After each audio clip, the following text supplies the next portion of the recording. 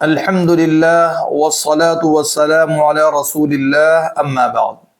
معزز ناظرین، ہر جمعرات کی طرح آج کی اس مجلس میں بھی آپ حضرات کے روبرو سوشل میڈیا پر پوچھے گئے سوالات میں سے 10 منتخب سوالات کے جوابات پیش کیے جائیں گے۔ سوال نمبر 1، سوال یہ ہے کہ نزہۃ المجالس کتاب جس کے رائٹر عبد الرحمن بن عبد السلام ہے، میں اس کتاب کو پڑھ سکتا ہوں؟ میں IT میں کام کرتا ہوں مگر اردو سے واقفیت رکھتا ہوں، اردو مجھے آتی ہے۔ جواباً عرض ہے کہ نزہۃ المجالس کتاب ایک ایسی کتاب ہے جس میں بہت سی غیر معتبر اور اسرائیلی روایات موجود ہیں۔ بہت سارے غیر معتبر واقعات اس کتاب کے اندر لکھے ہوئے ہیں جن کو ایک عام آدمی کے لیے سمجھنا بہت مشکل کام ہے، اس لیے ایک عام آدمی کو اس کتاب کے مطالعے سے گریز کرنا چاہیے، بچنا چاہیے۔ سوال نمبر 2، کہہ رہے ہیں کیا مرد کے لیے ڈائمنڈ یعنی وائٹ گولڈ کی انگوٹھی پہننا جائز ہے؟ اس کا جواب یہ ہے کہ مرد کے لیے مطلقاً سونے اور گولڈ کی انگوٹھی پہننا ممنوع ہے، چاہے وہ یلو گولڈ ہو یا وائٹ گولڈ ہو۔ اس سلسلے میں دلیل یہ ہے کہ حضور صلی اللہ علیہ وسلم نے فرمایا ان ھذین حرام لذکور امتی۔ ریشم اور سونے کے بارے میں اللہ کے نبی صلی اللہ علیہ وسلم فرماتے ہیں یہ دونوں چیزیں میری امت کی مردوں کے لیے حرام ہیں۔ اس لیے اس حدیث کی روشنی میں ایک مرد کے لیے سونے کا استعمال کرنا اور سونے کی انگوٹھی پہننا ناجائز ہوگا۔ مرد کے لیے سونے کی انگوٹھی پہننا جائز نہیں ہے، اسی طریقے سے لوہے اور پیتل وغیرہ کی بھی انگوٹھی پہننا جائز نہیں ہے، البتہ چاندی کی انگوٹھی پہننا جائز ہے، بشرطے کہ وہ 4 گرام 374 ملی گرام سے کم ہو۔ اگر 4 گرام 374 ملی گرام کے برابر یا اس سے زیادہ ہو تو اس کی بھی گنجائش نہیں ہے، چاندی کی بھی انگوٹھی پہننا جائز نہ ہوگا۔ سوال نمبر 3، ایک سوال یہ ہے کہ سرکاری اسکیم سے فائدہ اٹھانے کے لیے اپر کاسٹ کے لوگوں کا اپنے آپ کو لوور کاسٹ لکھانا کیسا ہے؟ دیکھیے، اگر وہ سرکاری اسکیم صرف لوور کاسٹ کے لوگوں کے لیے ہے تو ایسی صورت میں جھوٹ بولنا اور اپر کاسٹ اور اونچی ذات کے لوگوں کا اپنے آپ کو لوور کاسٹ لکھانا یہ ناجائز ہوگا اور اس طرح اسکیم سے فائدہ اٹھانا جائز نہ ہوگا۔ سوال نمبر 4، پوچھ رہے ہیں کہ حضرات صحابہ کرام میں سے کس صحابی کو سب سے زیادہ لمبی عمر ملی ہے؟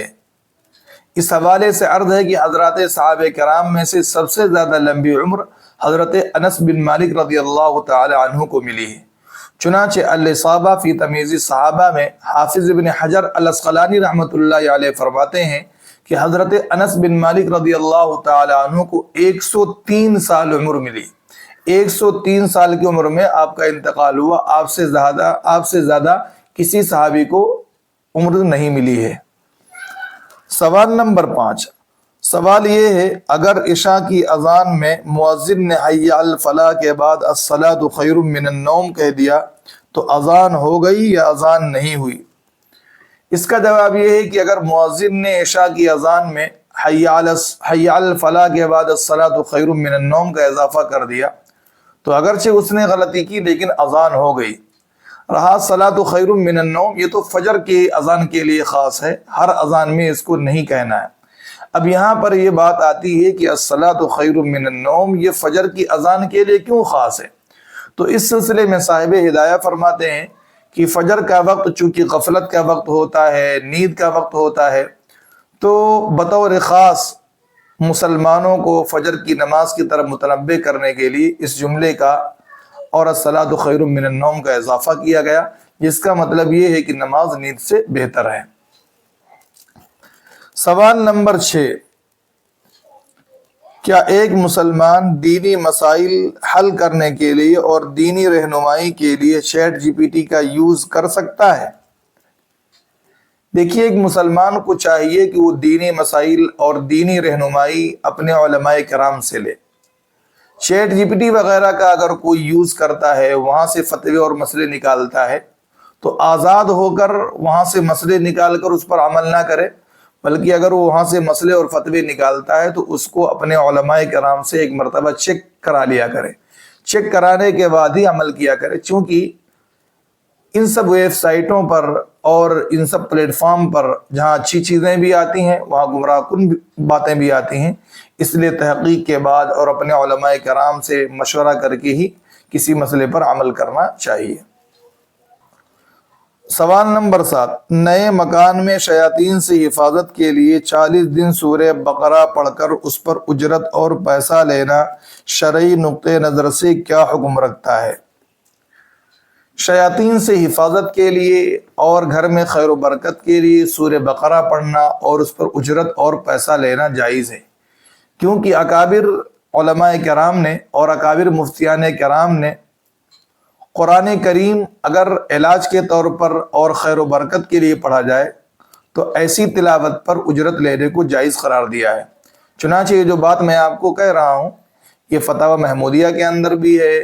فتاوی دارالعلوم دیوبند آن لائن کے اندر بھی لکھا ہوا ہے، اسی طریقے سے حضرت مولانا مفتی تقی عثمانی صاحب دامت برکاتہم اپنی کتاب اسلام اور جدید معاشی مسائل میں بھی اس مسئلے کو لکھتے ہیں کہ اگر قرآن علاج کے لیے پڑھا جائے یا خیر و برکت کے لیے پڑھا جائے تو ایسی تلاوت پر اور ایسے قرآن پڑھنے پر پیسہ لینا جائز ہے۔ سوال نمبر 8، جمعہ کا خطبہ انگلش میں دینا جائز ہے یا نہیں؟ اس حوالے سے عرض ہے کہ حضور صلی اللہ علیہ وسلم اور حضرات صحابہ کرام کی سنت یہی رہی ہے کہ جمعہ کا خطبہ یہ عربی ہی میں ہونا چاہیے، دونوں خطبے عربی میں ہونا چاہیے، اردو میں، انگلش میں یا کسی اور زبان میں جمعہ کا خطبہ دینا جائز نہیں ہے۔ اس پر قدر تفصیل کے ساتھ میں نے آج ہی فتویٰ لکھا ہے، جن صاحب کو چاہیے وہ واٹس ایپ پہ رابطہ کر کے وہ فتویٰ حاصل کر سکتے ہیں۔ بہرحال نفس مسئلہ تو یہی ہے کہ عربی ہی میں خطبہ ہونا ضروری ہے، اردو میں یا کسی اور زبان میں جمعہ کا عربی خطبہ دینا جائز نہیں ہے۔ سوال number 9،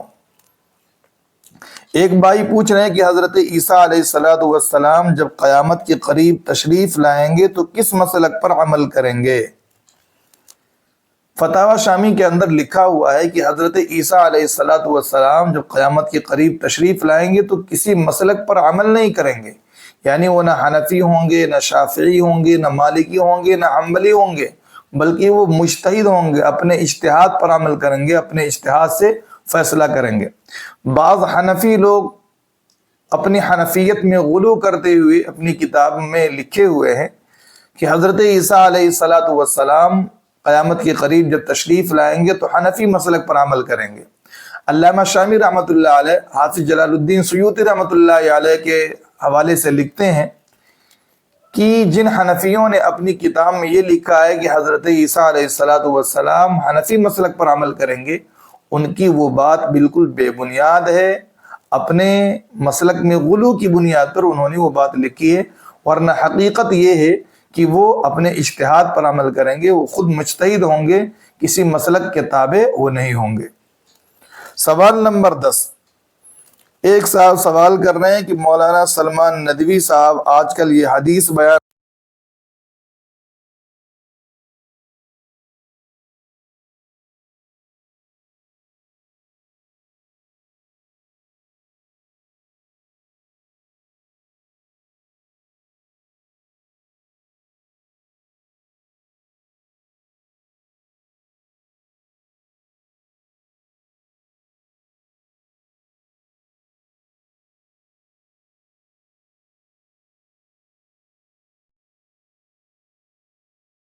Like, comment, and subscribe.